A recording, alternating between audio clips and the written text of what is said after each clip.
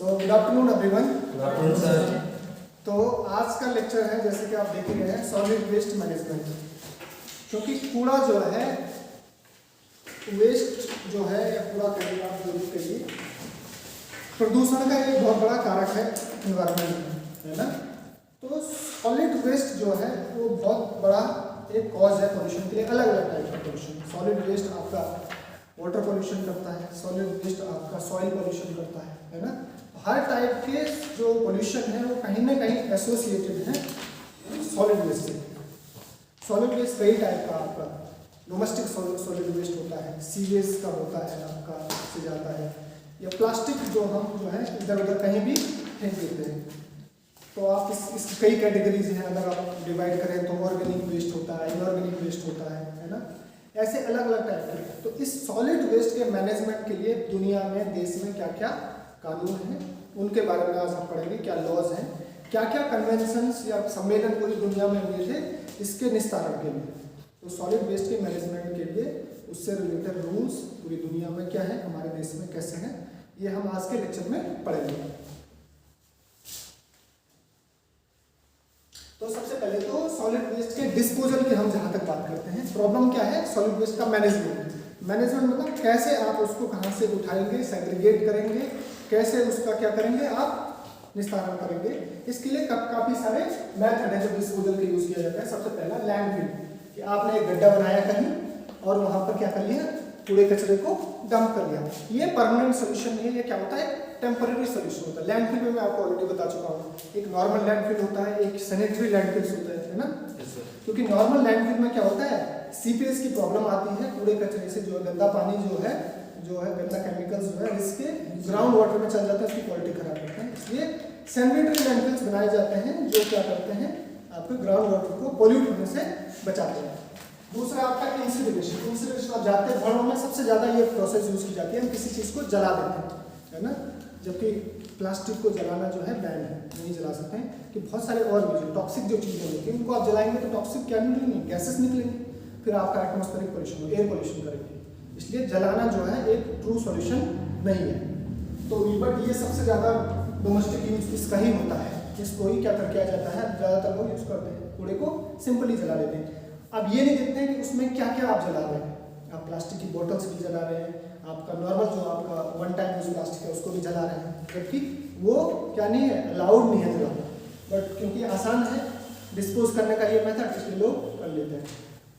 Waste compaction. Waste compaction क्या है, आपने बहुत सारा कूड़ा कबाड़ा इकट्ठा किया, उसको ठोक पीट करके क्या कर लिया, कॉम्पैक्ट करके किसी एक जगह रख दिया, या फिर उसको ले जाके कोई आपका रिसाइकलिंग प्लांट में ले गए।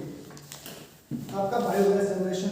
तो बायोगैस जनरेशन एक सस्टेनेबल वे है वेस्ट डिकम्पोज करने का। बट प्रॉब्लम क्या है, इसमें हम केवल बायोडिग्रेडेबल को ही क्या कर सकते हैं, आपका कर सकते हैं, डिस्पोजल कर सकते हैं।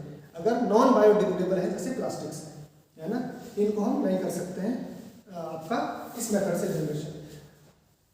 फिर आता है कंपोस्टिंग। तो कंपोस्टिंग में अगेन कौन सी चीज़ का कंपोस्ट बन सकता है, जो बायोडिग्रेडेबल हो। जो घरों में हमारे क्या रहते हैं, आपका सब्जी के छिलके, फलों के आपके जो सड़े गले हुए फल रहते हैं, ये सब क्या बना सकते हैं, आप क्या कर सकते हैं, बायो कंपोस्ट बना सकते हैं।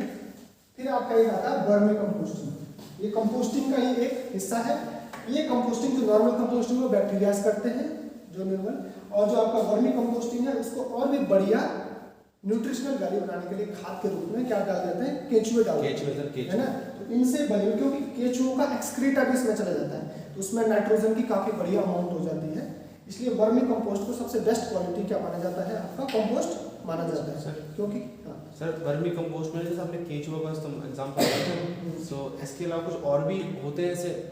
देखो नेचर में तो माइक्रोऑर्गेनिज्म कई टाइप के हैं, है ना। जैसे आपके नॉर्मल बैक्टीरियाज हैं, वो तो हर चीज़ को क्या करते हैं, डिकम्पोज करते ही हैं, है ना। बट ये इनको किसानों का मित्र कहा जाता है, क्योंकि एक तो इजीली मिल जाते हैं, गोबर में मिल जाते हैं। आपने देखा गोबर में जब कच्चा गोबर होता है, कुछ टाइम बाद वो क्या बन जाता है, आपका बढ़िया फाइन पाउडर बन जाता है। बरसात में ये जो हमारे यहाँ बोलते हैं ये बहुत ज़्यादा निकलते हैं, केंचुए निकलते हैं। तो लोग इनका कल्चर करके जो है इनको प्रॉपर्ली यूज करते हैं। जैसे हम इनको नौकरी पर लगा देते हैं, इकट्ठा कर सकते हैं, हम उनको आप कर सकते हैं। और फिर खेत में डाल दिए। खेत में ओपनली डालने में तो मर जाएंगे धूप से, है ना। पर शेडेड जोन्स में डाल देते हैं। जैसे इनको आपका जो प्रॉपरली, कई तो आजकल बिजनेस बन गए हैं वर्मी कंपोस्ट बनाने के, अपने केचुए लेके वो क्या कर लेते हैं कंपोस्ट पिट में डाल देते हैं। वो बढ़िया आपका जो वो है वेस्ट है उसको बढ़िया खाद बना देते हैं। क्वालिटी नॉर्मल कंपोस्ट और वर्मी कंपोस्ट में ये अंतर है, वर्मी कंपोस्ट में न्यूट्रिशनल वैल्यू बढ़ जाती है क्योंकि खुद का एक्सक्रीटा भी उसमें जाता है और ये खा के पूरा बाहर निकालते जाते हैं, तो बहुत बढ़िया फाइन क्वालिटी की मिल जाती है, नाइट्रोजन की अमाउंट बढ़ जाती है। अब बात करते हैं solid waste management rules. India में जो है सॉलिड वेस्ट मैनेजमेंट रूल वैसे तो काफ़ी पहले आ गए थे, 2000 में आ गए थे, बट 2016 में इनमें मॉडिफिकेशन किया गया और बेटर बनाने के लिए आज की सिचुएशन के हिसाब से। तो सॉलिड वेस्ट मैनेजमेंट रूल्स 2016, तो these replace municipal solid waste management and handling rules 2000। इसको पुराना रूल कब आया था? 2000 में आया था, क्योंकि तब इसका जो एरिया था वो केवल म्युनिसिपैलिटीज के जोन थे। 2016 में इसको चेंज करके beyond the boundaries of municipality कर दिया कि सॉलिड वेस्ट को केवल ऐसा नहीं कि नगरों में ही हमको क्या करना है, मैनेज करना है। भाई कूड़ा कचरा तो कहीं भी अच्छा नहीं लगता है ना, चाहे गांव के हो, तो बियॉन्ड द म्युनिसिपैलिटी बाउंड्री भी इसको क्या कर लिया गया, अब लागू कर लिया गया इस रूल्स को। तो क्या लिखा हुआ है? Beyond municipality and extend to the urban agglomeration, क्योंकि जो बड़े शहर है ना वहाँ दूर दूर तक फैल गया है, शहर नहीं फैल गया है। पहले जो है शहर एक कॉम्पैक्टेड जोन में होता था, अब क्या हो गया आउटस्कर्ट्स में, क्योंकि जमीन की कीमतें सेंटर ऑफ सिटी में महंगी होती हैं तो लोग दूर दूर बस जाते हैं। जो लोकल रूरल एरिया था वहाँ तक गाँव फैल गए हैं, जो शहर फैल गए, तो शहर वहाँ तक फैलेंगे तो शहर में जैसी प्रॉब्लम्स होती वो प्रॉब्लम्स वहाँ तक फैलेंगी कूड़े कचरे वाली खासकर, क्योंकि खासकर जैसे चौरासा है, ये जो जोन है आपका श्रीनगर में म्यूनसिपालिटी है तो वहाँ आपका वेस्ट आपका डिस्पोजल सिस्टम है म्यूनसिपालिटी का, बट ये आपका रूरल में आ गया और पॉपुलेशन यहाँ इक्वल टू वही हो गई। तो आप अपने देख ली सिचुएशन सॉलिड वेस्ट की, जहाँ देखो वहाँ कूड़े के ढेर पड़े हुए हैं। कारण वही है क्योंकि डिस्पोजल सिस्टम नहीं है प्रॉपरली, म्यूनसिपैलिटी में प्रॉपर डिस्पोजल सिस्टम होता है, इसलिए आपको कूड़े कचरे के ढेर नहीं मिलते हैं, उठा के ले जा सकते हैं। बड़े उसके बाद आफ्टर ट्रीटमेंट कैसा कर रहे हैं वो तो अलग बात है, बट एटलीस्ट आपको शहरों में इधर उधर कूड़ा कचरा मिलेगा नहीं, क्योंकि डेली रूटीन पे काम हो रहा है म्यूनसिपैलिटी के थ्रू। ठीक है, आगे इन्होंने क्या किया है कि जो कूड़ा जनरेटर जहाँ से आ रहा है, कूड़ा आ रहा है, जनरेटर कौन है कूड़े के? हम सभी लोग जो घरों में यूज कर रहे हैं या आपका स्कूल कॉलेजेस में यूज कर रहे हैं, मार्केट में यूज कर रहे हैं, हम सभी जनरेटर हैं, वेस्ट जनरेटर। वेस्ट जनरेटर की रिस्पॉन्सिबिलिटी है आपको कलेक्टर को देने से पहले, कलेक्टर मतलब जो कूड़ा कचरा लेने आ रहा है उसको देने से पहले आपको कूड़े को 3 कैटेगरी में डिवाइड करके सेग्रीगेट करना है। पहला एक गीला कूड़ा, आपने सुना लिया, शाम जो है गवर्नमेंट जो है इसको प्रचार भी करती है मीडिया के माध्यम से, अलग अलग चैनल्स के थ्रू, है ना, आपका न्यूज़पेपर के थ्रू और अलग अलग जितने भी क्या है आपके डिजिटल मीडिया हो, प्रिंट मीडिया के थ्रू अवेयरनेस प्रोग्राम चला जाता है गवर्नमेंट के थ्रू कि कूड़े को क्या करना है, गीला कचरा सूखा कचरा अलग अलग करें। तो गीले कचरा जो ज़्यादातर होता है क्या है आपका बायोडिग्रेडेबल, जैसे है ना आपका बचा हुआ खाना, सड़ी हुई सब्जी, सड़े हुए फल, है ना, फलों के छिलके, सब्जियों के छिलके, ये सब के सब क्या है गीले हैं और बायोडिग्रेडेबल है, इनको एक करेंगे। दूसरा ड्राई को अलग कैटेगरी में रखा गया है, उस ड्राई को भी सेग्रीगेशन करना है। क्या क्या ड्राई में 4 कैटेगरी आपकी, प्लास्टिक, पेपर, मेटल और वुड, ये 4 कैटेगरी आपने ड्राई की भी बना ली। कौन कौन सी? प्लास्टिक, पेपर, मेटल और वुड। ठीक है जी। नेक्स्ट आपका है डोमेस्टिक हजार्डस वेस्ट, क्योंकि घरों में से निकलने वाले कूड़े में अगर खासकर छोटे बच्चे हैं तो डायपर्स बहुत ज़्यादा होते हैं, और आपको पता है डायपर बहुत ही मुश्किल होता है डिकम्पोज होना, डिग्रेड होना, है ना, वो भी प्लास्टिक के जैसे ही कई 100 साल लगाते हैं डिकम्पोज होने में। तो डायपर्स हो गया, नैपकिन्स हो गए, empty containers of cleaning agent, ये बहुत इंपॉर्टेंट है, जनरली लोग इस बारे में ध्यान नहीं देते हैं। Empty containers of cleaning agent, जैसे आप घरों में यूज करते हैं आपके टॉयलेट क्लीनर्स, अलग अलग कंपनीज के करते हो यूज, है ना, मैं नाम ले लूँगा, है ना, जो आप लोग यूज करते हैं टॉयलेट क्लीनर्स, तो वो टॉयलेट क्लीनर्स जो है उनके खाली डब्बे, वो बहुत ही जैसे, और आप पेंट्स यूज करते हैं घरों में, है ना, पेंट यूज करने के बाद जो बचते हैं पेंट के आपके कंटेनर्स, वो जैसे कंटेनर्स जो है आपके क्या है हजार्डस वेस्ट हैं डोमेस्टिक के, जो घरों में यूज होते हैं। मॉस्किटो रिपेलेंट्स, जैसे हम लोग यूज करते हैं अलग अलग टाइप के, तो कुछ सॉलिड होते हैं कुछ लिक्विड वेस्ट होते हैं, वो सारे के सारे क्या हैं हजार्डस मटेरियल्स। तो उनका डिस्पोजल के लिए डिफरेंट तरीके हैं। तो 3 तरीके हो गए, आपको ड्राई अलग करना है, आपको वेट अलग करना है और हजारडस को अलग करने के लिए before giving it to collector. जो आपके आते हैं कलेक्ट करने के लिए कूड़ा, उनको आपने पहले ही ये डिवाइड करके दे देना, क्योंकि उसको नहीं पता ना कि इसमें आपने थैली में इकट्ठे करके इतना बड़ा थैला बना के फेंक दिया है ना, तो उसको नहीं पता क्या है उसमें जो आपका सेग्रीगेशन कर रहा है उसकी हेल्थ पे इफेक्ट होगी, है ना। सर आपने जो इसमें लिखा ना कि जो हमारे घर पे जो टॉयलेट पेपर इस्तेमाल करते हैं, तो जो उनके खाली डब्बे होते हैं वो हाँ आप ऐसे तो नहीं उसको धो के उनको देते हैं, खाली हो गया ऐसे फेंक देते हैं ना, वो सबसे बड़ी प्रॉब्लम है। वो भी आसानी से डिग्रेड नहीं होते, वो भी आसानी से डिग्रेड नहीं होते, वो आसानी से डिग्रेड कहाँ होते हैं, ड्राई करके कर देते हो, पर इतने कौन प्रिकॉशंस लेता है, कौन लेता है, वो अलग है, मतलब उनको अलग रखना है, मतलब उन चीज़ों।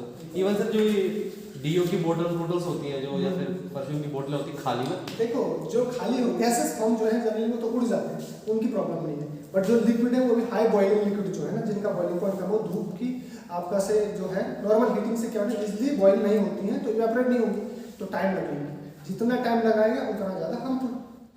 जो जल्दी इवेपोरेट होगा तो ऊपर चल जाएगा, आपकी नॉर्मल हवा से सांस से दूर चल जाएगा, पर जो बहुत धीरे होता है आपका इवेपोरेट वो उतना ज़्यादा हानिकारक होता है, क्योंकि लंबे टाइम तक रहेगा।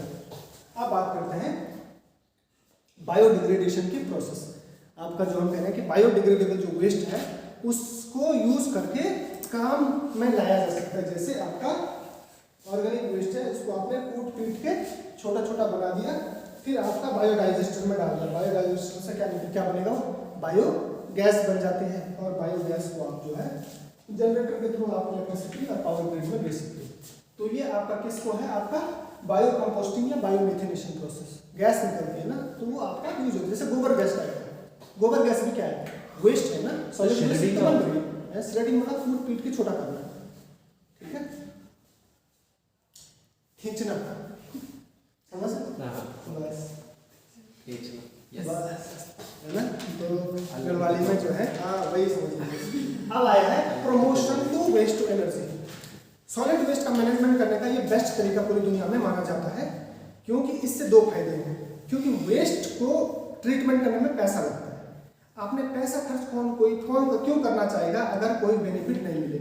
अगर आप वेस्ट को डिस्पोज कर रहे हो और उससे आप पैसे कमा रहे हो तो पूरी दुनिया करना चाहिए, है ना, क्योंकि आपका क्या कर रहे हो, waste to wealth government scheme चलाती है, वेस्ट टू वेल्थ, है ना, फालतू चीज से आप जो है पैसा कमाओ, जो फ्री में जाना था उससे भी आपने पैसा कमा लिया, तो लोग आप इधर उधर नहीं फेंकेंगे पूरा। अगर यहाँ ही एक स्कीम चला दिया जाए, जो सबसे ज़्यादा प्लास्टिक इकट्ठा करेगा उसको इतने रुपये मिलेंगे, भाई साहब आपको बाहर नहीं दिखेंगे कि है ना, उठा के सारे ले जा देंगे, क्योंकि पैसा है ऐसी चीज़। तो इकोनॉमी से जहाँ आपने चीज़ों को जोड़ दी तो ऑटोमेटिकली क्या हो जाएगा, पब्लिक अवेयरनेस बढ़ जाती है, तब किसी को आपको प्रोग्राम चलाने की जरूरत नहीं होती है ना, सारे लोग जो है पैसे के पीछे जो है आसानी से जो है काम हो जाएगा। तो सरकार ने ऐसी स्कीम चलाई भी थी शायद, मतलब कुछ छोटे छोटे जगहों पे ऐसी स्कीम है भी, इकट्ठा करते हैं पैसा। एक नाम आता है refuse derived fuel, refuse derived fuel, इसका मीनिंग क्या होता है, ये वेस्ट टू वेल्थ का एक मीडियम है। रिफ्यूज डिराइव्ड मतलब जो चीज आपने फेंक दी है, ठीक है, कूड़ा कचरा समझ के उसको यूज करके क्या बनाना है, फ्यूल बनाना है।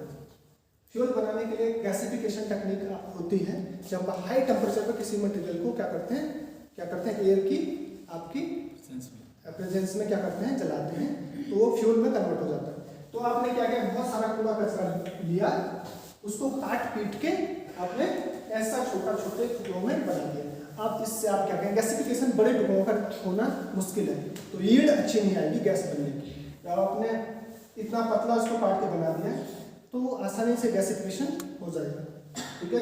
तो ऐसे टाइप के प्लांट्स यूरोपियन कंट्रीज में, जर्मनी में देखेंगे बहुत फ्रिक्वेंट है। तो सारे के साथ ऐसे पैक बना के बड़े बड़े ऐसे बना के वहाँ ले जाते हैं जहाँ आपका वेस्ट डिस्पोजल क्या है, इंडस्ट्री लगी हुई है, और वहाँ ये प्रोसेस होती है। आपका इंडिया में हम लोग जो है अभी 10 से 20% भी प्लास्टिक को या वेस्ट को प्रॉपर डिस्पोज नहीं कर पा रहे हैं, जबकि वेस्टर्न नेशंस जो हैं लगभग 90% डिस्पोज करते हैं रिवर्स में। हमारे यहाँ 90% बाहर फैला हुआ है, 10% ही रिसाइकिल या वो हो रहा है, वो भी किस में, मेन सिटीज में। और सर आपने ये बताया था जब आप हमको ना वेस्ट वाला पढ़ा रहे थे ना, पॉल्यूशन वाला, तो आपने बताया सबसे ज़्यादा इंडियन प्रॉब्लम है इंसिनरेशन की, सबसे ज़्यादा मतलब इंसिनरेशन। आप घरों में वही करते हो भाई साहब, कूड़ा जलाते घर के सामने, पर पता नहीं है वो कितना हानिकारक है। हमें बहुत नॉर्मल लगता है वो। हाँ, वो नॉर्मल लगता है कि आप समझो आपने सफाई कर ली, आपने प्रॉब्लम क्रिएट करी है, मिट्टी भी खराब कर ली और जलाने के बाद क्योंकि उसमें प्लास्टिक भी जल गया है, एटमॉस्फेयर में भी पोल्यूशन कर लिया, और तीसरा क्या कर लिया आपका, उससे आप अगर सेग्रीगेट करके बायो कंपोस्ट बना लेते, कुछ और चीज़ बना लेते तो काम आता, और जो प्लास्टिक था उसको चाहे आप डंप ही करते किसी एक जगह पर गड्ढे में, वो ज़्यादा फायदेमंद है, ठीक है, बजाय कि जलाने के। अब आप आते हैं revision of parameter. Landfill sites बनाने के लिए भी गवर्नमेंट ने पैरामीटर्स चेंज कर दिए 2016। अब लैंडफिल साइट्स जो है हमेशा बनेंगी 100 metre away from the river, ठीक है। 2000 वाले जो रूल थे उसमें ये नॉर्म्स नहीं थे। 200 मीटर फ्रॉम पॉन्ड, तालाब से 200 मीटर